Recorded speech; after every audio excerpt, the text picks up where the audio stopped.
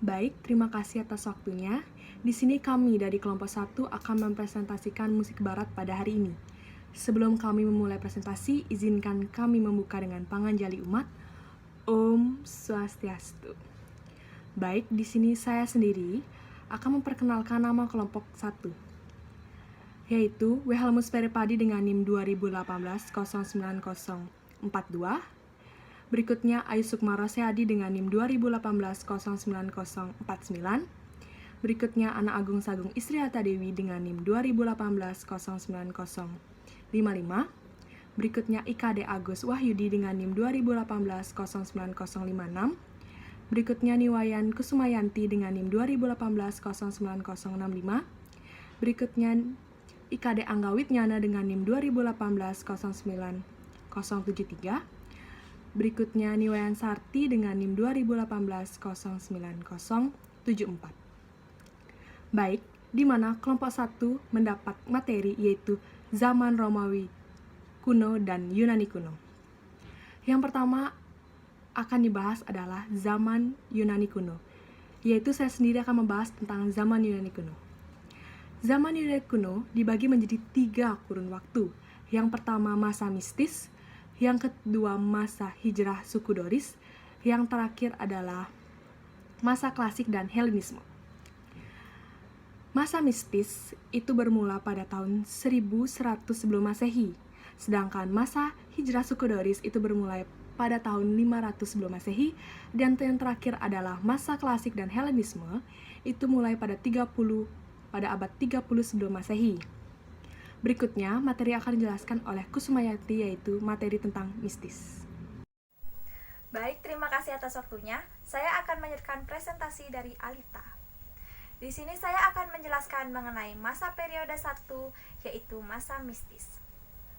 Bangsa Yunani seperti juga bangsa-bangsa kuno lainnya menganggap seni itu berasal langsung dari dewa-dewa. Dewa dan pelindung kesenian adalah Apollo. Musik sejak dulu kala adalah kesenian yang utama bagi para musa atau dewi musik. Semua yang diperbuat oleh dewi musik seperti irama, birama, dan aturan-aturan yang berpadu menjadi satu kesatuan yang indah. Yang mengherankan ialah bahwa tak ada dewa-dewi pelindung, seni pahat, seni lukis, arsitektur, dan plastis. Tetapi seni yang langsung diperagakan oleh manusia seperti puisi, seni suara, peragaan mimik, dan tari adalah hal yang utama digolongkan dalam lingkungan musik bagi bangsa Yunani. Sekian presentasi dari saya, akan dilanjutkan oleh teman saya. Terima kasih atas waktu yang diberikan. Di sini saya akan melanjutkan presentasi dari rekan saya. Nama saya IKD Agus Wahyudi, NIM 2018-09056. Di sini saya akan menjelaskan tentang fase kedua masa hijrahnya suku Doris. Pada sekitar tahun 1100 sebelum Masehi terjadi gerakan yang sangat besar. Hijrahnya suku Doris yang menyebabkan berakhirnya zaman mitis di Yunani.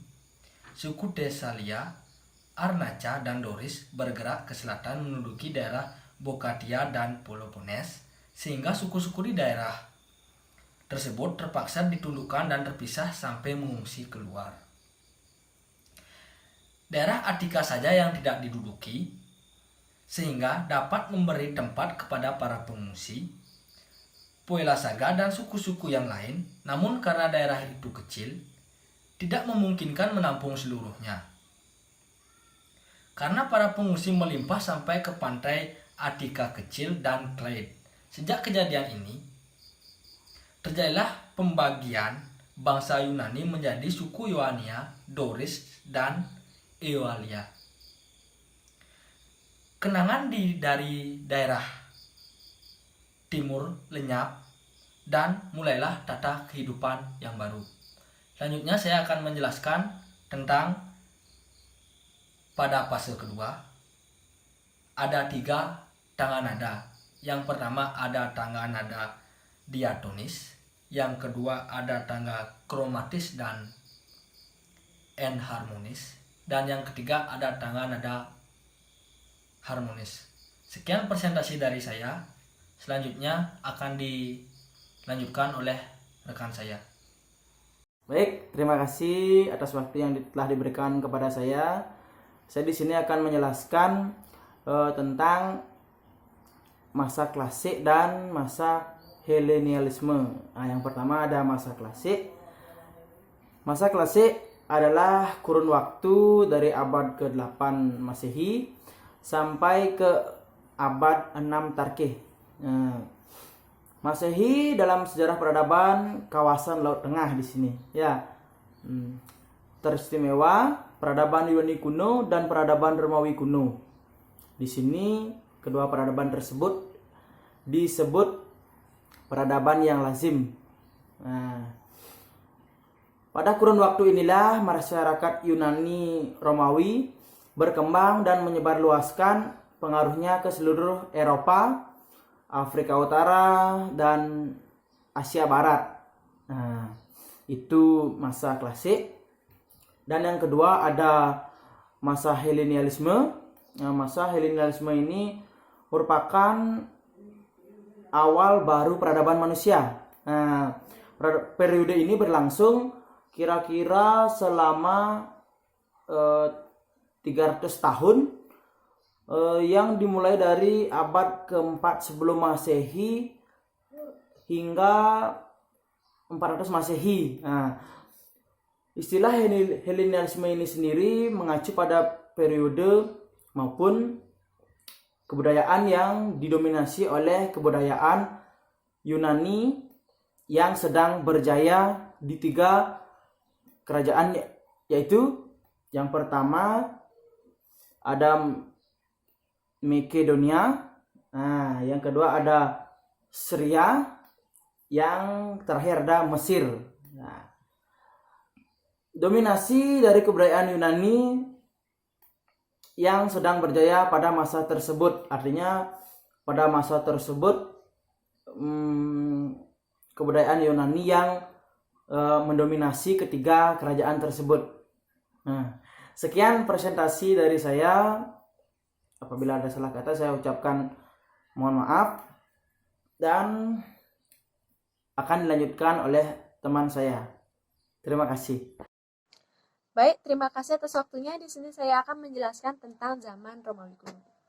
Bangsa Romawi kuno adalah bangsa prajurit dan negarawan yang bertujuan memakmurkan negaranya.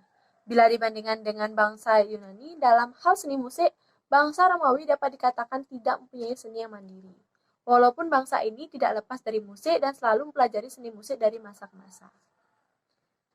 Seruling Etruria adalah alat musik yang sudah lama digunakan oleh bangsa Romawi, karena mereka menyukai lagu-lagu Etruria. Bangsa ini juga mengambil alih aturan-aturan tentang susunan nada, melodi, dan ritmik dari bangsa Yunani. Yang menarik bagi bangsa Romawi hanya kecemerlangan luar saja. Tentang dunia virtus, bangsa ini telah mencapai perkembangan yang maksimal.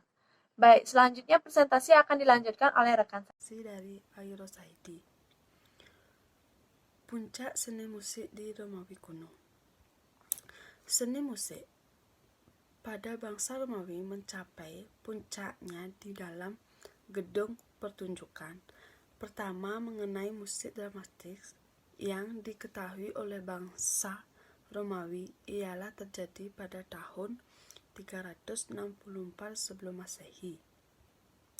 Semasa Konsul C.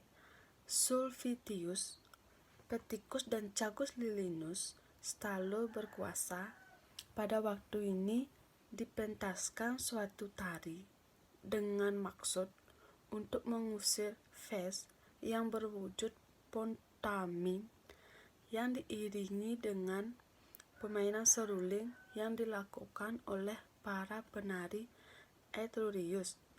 Di kemudian hari para remaja Romawi mengikutinya dengan improvisasi penyajian syair-syair kasar.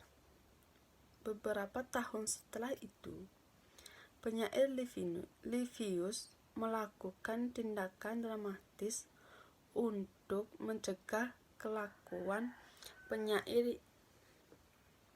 Ia menarik perhatian rakyat sehingga berkali-kali diminta untuk mengulangi apa yang ia pentaskan oleh orang lain yang diiringi dengan seruling, sedang Livius tinggal berulang tingkah saja memperagakan dirinya. Ini ada sedikit cuplikan tentang musik pada zaman Yunani kuno, yang dimana suatu pengaruh utama pada tradisi atau kebudayaan dan pemikiran Eropa Barat pada tahun 2000-an yang silam. Kedudukan Yunani sebagai penguasa tidak ada lagi setelah dijajah oleh Roma, tetapi kekuatan kebudayaan masih terlihat dalam pemakaian bahasa Yunani sebagai bahasa pengantar di wilayah Laut Tengah sampai abad kedua setelah kelahiran Yesus Kristus, dan juga kebudayaan itu diadopsi ke dalam kebudayaan Romawi kuno. Kenapa saya katakan demikian? Karena jika teman-teman melihat atau menonton dan mendengar cuplikan video ini, itu musiknya mengarah kepada musik-musik liturgi atau musik gereja bagi umat Kristen atau Katolik. Seperti nyanyian-nyanyian, itu kebudayaan. Karena di sini mengatakan pengantar di wilayah Laut Tengah sampai abad kedua setelah kelahiran Yesus Kristus. Yesus Kristus itu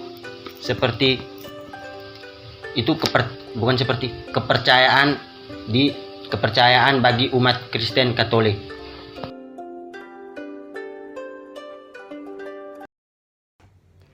Baik, sekian dari presentasi kelompok 1. Jika ada yang bertanya bisa ditanyakan kepada kelompok 1. Saya tutup dengan Paramasanti. Om Santi Santi Santi Om.